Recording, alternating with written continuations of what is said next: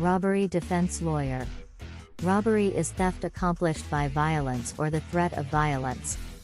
Unlike theft or burglary, the crime of robbery almost always requires the presence of a victim who is threatened with bodily harm. If a weapon is used, or the victim suffers an injury, the robbery may be charged as armed or aggravated robbery. For example, Diane sneaks up on Jesse, demanding Jesse's money while pressing a plastic object into his back. Jesse gives up his wallet. This would be charged as a robbery.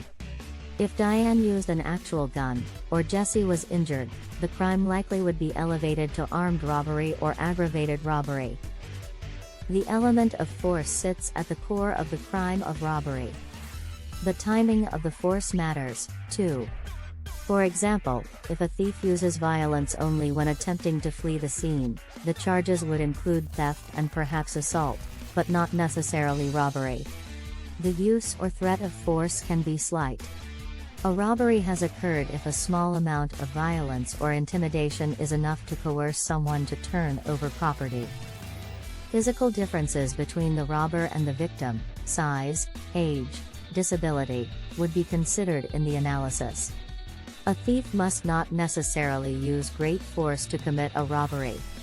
A common purse snatching is a good example of how rules vary from jurisdiction to jurisdiction.